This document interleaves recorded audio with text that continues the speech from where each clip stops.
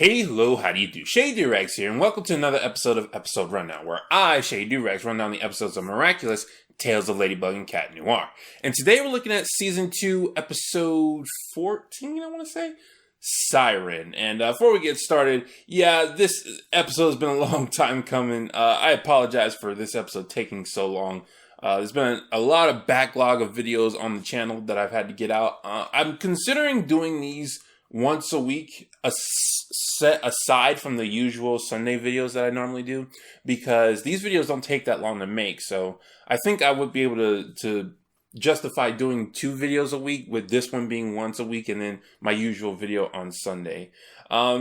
This episode, Syren, I really should have did a reaction video to, because there's some interesting things going on in this episode. So let's go ahead and get started. The episode starts with Ladybug, Cat Noir, and Rena Rouge going about capturing animals in the streets.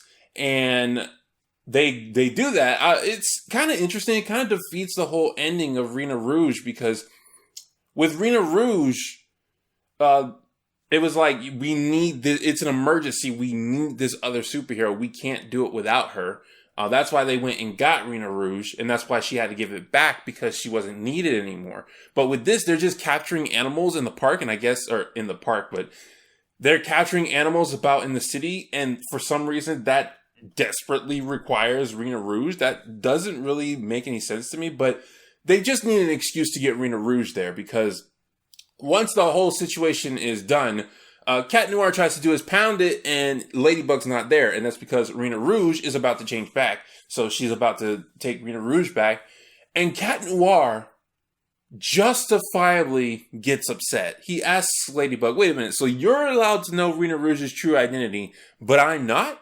And Ladybug says, it's because I have to get the Miraculous back from her. So it's required of me to know who she is in order to get the Miraculous back. And Cat Noir says he's so mad because Ladybug is keeping so many secrets from him. And normally what Cat Noir is doing is something a sidekick would do. And I would be like, come on, you're the sidekick, they're your boss. They're going to have secrets that they're not going to be able to tell you. But in this case, I feel it's justifiable, because he's not supposed to be her sidekick. They're constantly saying Cat Noir is her partner, which means they're supposed to be equals when it comes to this kind of stuff. But once again, here we are seeing Cat Noir side shafted, and he's getting justifiably upset, because Ladybug's going throughout the episodes. Ladybug's like, "Oh, I trust you, Cat Noir. I trust Cat Noir. He's my partner. I trust him." You're not showing that, Ladybug. You're saying one thing and you're showing something else, and that's probably one of my biggest gripes with this episode, is how Cat Noir is being treated. So Ladybug says she'll talk to him, and Cat Noir's like, him? And she's talking about Master Fu, I want to say. Again, I always call him the turtle guy, but Master somebody, the Master. She goes to she and Rena Rouge go. Rena Rouge chases back, gives Ladybug the Miraculous, and runs off to the movies. Which apparently nobody invited Adrian to, because he's not going to the movies. All their friends are going except Adrian for some reason. And Ladybug gets down. She changes back to Marinette. And I think there's some character growth here, because instead of running to the movies, she runs straight back to Master Fu. It reminds me of Princess Fragrance, when she needed to go to Master Fu to get Tiki healed, but she waited till after school. So I think there is actually some character growth there. Meanwhile, Kim is at the pool with this autonomically, I can't say it right. Her body is different than most of the people we see in this show. It's this other swimmer girl. She has a crush on Kim, but she looks very distinct. A lot of the girls have Marinette's same figure, with the exception of, I want to say, Marinette's mom, who's Marinette's mom and Maylin. But most of the female in this show, the reoccurring ones, have the same figure as Marinette. They just have different like hairstyles and stuff. But this one has a very distinct body, and she wants to tell Kim that she's crushing on him. But before Kim can receive the message, he runs off to the movie that Marinette's going to, or is supposed to be going to.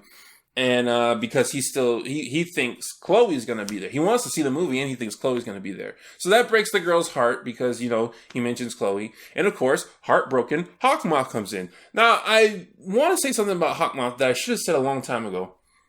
His model is not rendered as good as Cat Noir's and Ladybug's. Like, Season 1, for some reason, I don't remember it looking that bad. In Season 2, I did immediately notice it looked rather off, but I thought that was because of the lighting. I thought the lighting was different. It was making it look off. But no, every episode, it looks like he's way too shiny. Like he doesn't have proper texture on his clothes. And not just that he's wearing leather. It just looks like he doesn't have proper texture.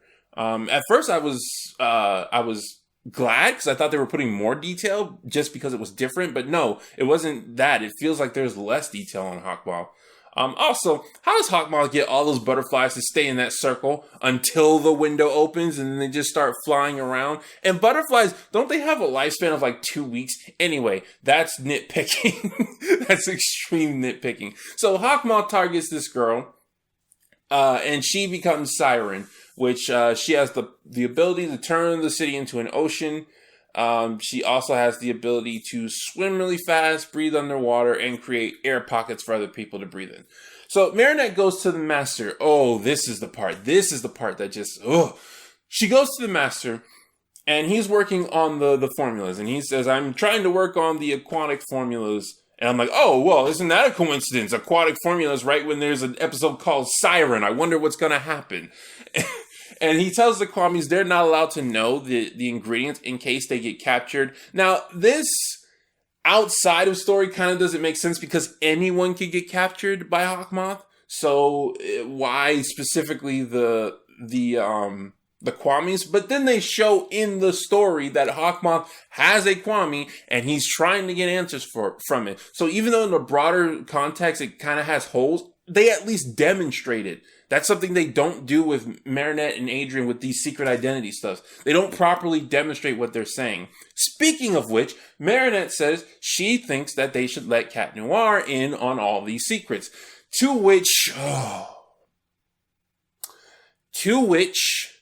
Master says, Marinette, do you put the noodles in before the water boils?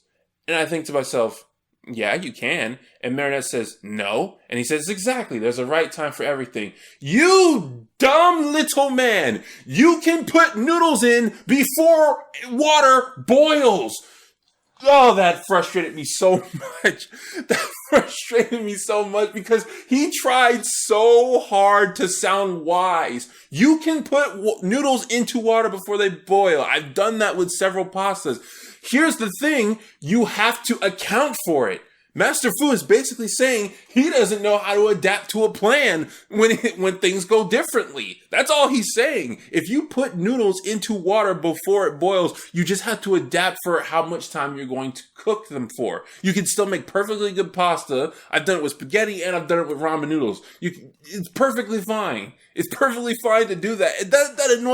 That annoyed me so much because they were trying so hard to be wise and they failed horribly. It just went to show that their whole philosophy of keeping all these secrets from Cat Noir makes no sense. It doesn't even work on a metaphorical level. You need to be able to adapt to changes in plans. There is no reason Cat Noir shouldn't know these secrets. There isn't. The show has displayed none. Okay. So, bearing that in mind, I can tell from this point that it was basically going to be about Marinette and Adrien getting new powers. So then they flash over to Adrien, and again, he's justifiably upset. They've pushed him out of the Gary Stu mindset he normally has, and he's justifiably upset. Like, apparently, I just realized this, he has action figures of Ladybug and Cat Noir, which would make sense, but like, they're not getting any money off of whoever's making these action figures. But yeah, he's like, no, he's playing with these action figures and he's noticeably frustrated because Ladybug is showing she clearly doesn't trust him. And he tries to bribe Plague into telling what's going on because apparently Plague does know. I mean, Plague does know that Marinette is Ladybug because of the owl episode. but he knows more. He knows about Master. I want to say Master Fu. I'm very scared that I'm going to get that name wrong. Apparently, he knows about Master Fu.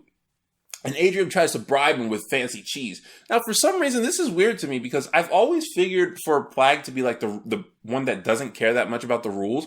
Like, he'll say the rules, but then if Adrian tries to break them, it's whatever. Because that time where Adrian could have discovered who Ladybug was, and he chose not to, Plague was like, what? You could have done it. You could have found out her secret. Why did you stop? Like, he was fine with Adrian breaking the rules then. Plague seems to be the kind of guy who wants Adrian to do what he wants. So it's really weird to me that he wasn't breaking the rules, especially since he was being bribed with cheese. Like, I felt like that was a little bit out of character for him. So, Marinette and company go to the movies. Kim wanted to go because he wanted Chloe to be there. She wasn't. There's been a disturbing lack of Chloe. I know she's going to get her Miraculous, so we need to do that. But yeah, Chloe wasn't there, and of course the movie wasn't to Chloe's liking. And Chloe might have been there if they had invited Adrian. Like, that's what he should have did, invite Adrian. But they go to the movies, and then the theater gets flooded, and Kim, for some idiotic reason, just decides to jump into the water. Like, dude, if the entire city is flooded, it doesn't matter how good of a swimmer you are. You don't just dive into the water, especially when Hawkmoth is making supervillains everywhere. Like, you don't just do that. But he does, and that allows Syren to get him. Marinette sneaks away, becomes Ladybug. Adrian becomes Cat Noir. Marinette tries to save Kim, but she has a disadvantage underwater, which, I don't know, something about that is like, how have they never discovered this before, that different environments would suck for these guys? But for some reason, her being underwater is a specific weakness for Ladybug and Cat Noir. But yeah, she gets defeated. Cat Noir saves her in a, like, I can imagine how horrified she was. She got flung up. Well, no, their armor protects them. Even if they like fall stories high, they're not going to get that injured.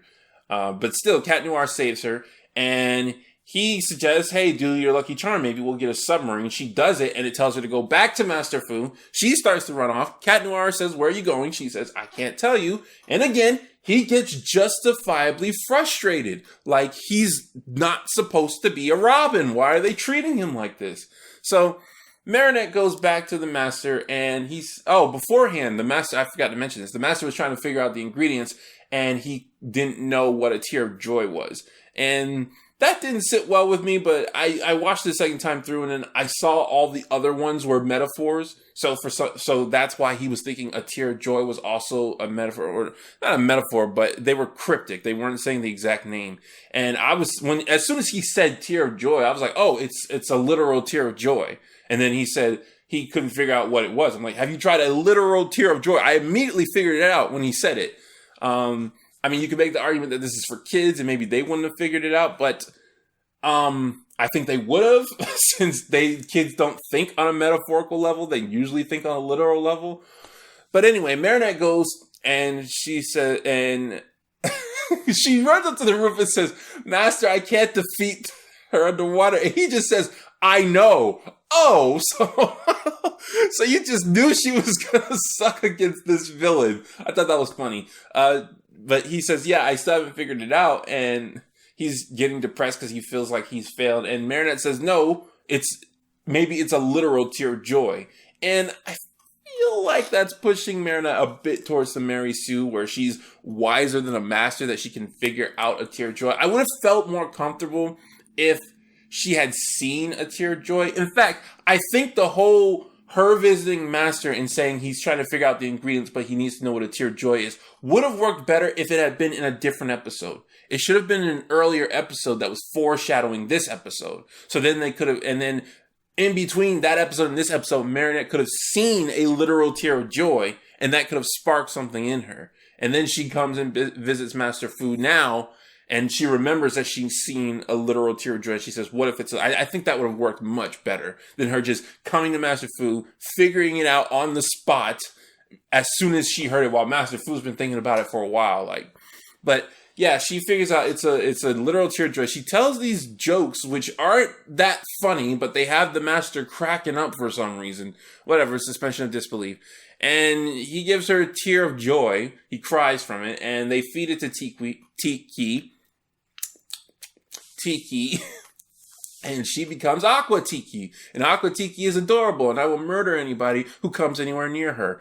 And Marinette transforms with Aqua Tiki, and she becomes Aqua Ladybug, which I love Aqua Ladybug's design mainly because the scales stick out. Like, the scales are so distinct. I can only imagine how much work they had to put on it. I'm not too fond of her hair, her pigtails, but I understand why they designed them that way. They need to look like fins. She's going underwater, so, it makes sense. Cat Noir's underwater design really isn't that different. His scales don't stand out. Even if he has scales, I don't remember if he has scales, but if he does, they don't stand out as much as Marinette's. Marinette stands out because hers have the white shine on them, and because she has black spots, so you can clearly see the shape of the scales. So, Adrien, back where he is, or back where Cat Noir is, Cat Noir takes off his ring, turns back into Adrien, and he is blackmailing Plagg. He's like, tell me what's going on now, or I'm taking this ring off and I'm quitting. And normally, again, this is behavior I would think is selfish and bratty, and it still kind of is selfish and bratty, but I think it's justifiable, because he's been promised one thing and he's not been given it. He's been told he's been a partner and he's been ignored. He's been told he's needed, and clearly he's not. Because Marinette, like, I've said this before, clearly Cat Noir is not needed. Ladybug can do all this stuff, and he's like, no one will miss me if I'm gone. And I would love an episode if Adrien just quit and bad things happen because Cat Noir wasn't there to help out. Like, I would love that episode because it would really show that Cat Noir is really needed. I mean, they had Gorizilla, which kind of did that too, but I think I just want to see, like, I want to see the repercussions of ignoring Adrien like this, because it's not fair to him as a character. But yeah, he threatens to quit, and Plagg tries to give some character development.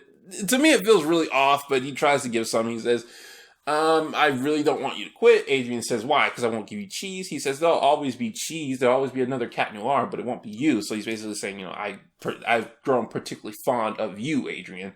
So, trying to say that they're friends. Again, it felt really cheesy and out of character, but I see what they're trying to do, and I applaud them for the effort.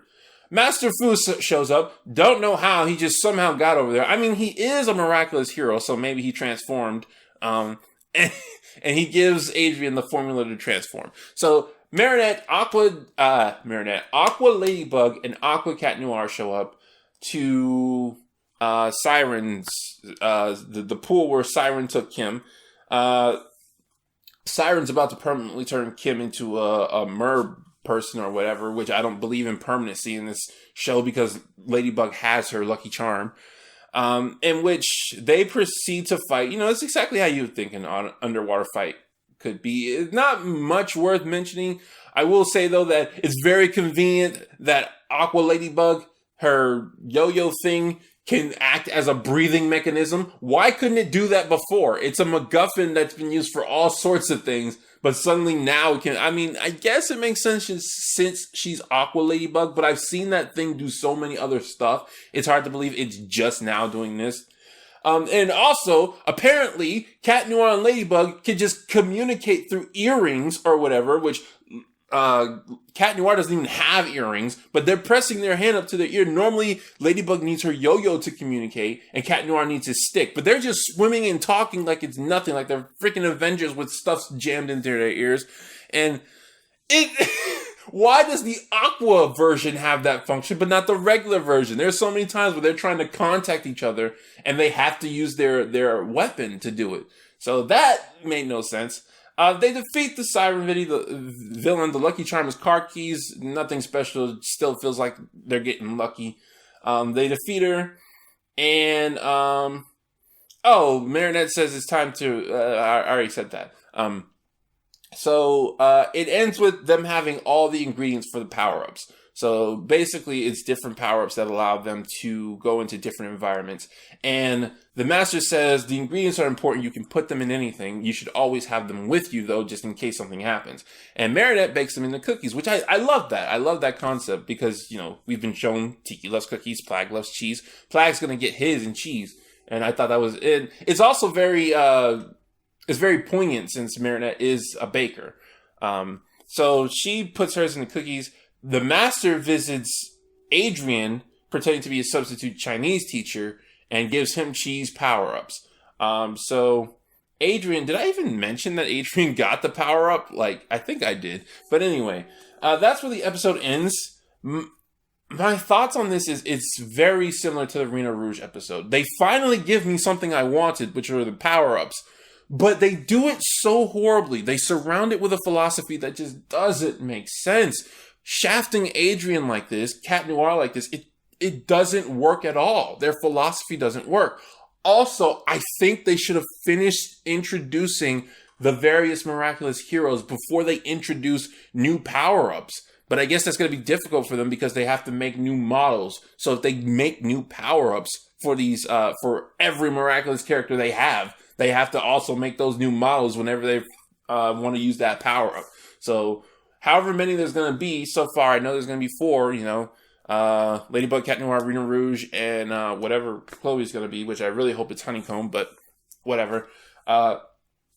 And that's 4 different models they have to make every time they get a new power-up. But I still think, because of the way the story is being told, they should have finished introducing the Miraculous team, and it needs to be a team. Give freaking Alia back the necklace. Stop with this nonsense of taking it away from her. There is no reason. This is a tangent from another episode. Let's stick to this. Yeah, so, I like that they're doing this stuff, but they're still doing it incorrectly. They're still cheating to get the results they want. And that I do not like. So I think they should have introduced the heroes first rather than jumping straight into the new powers.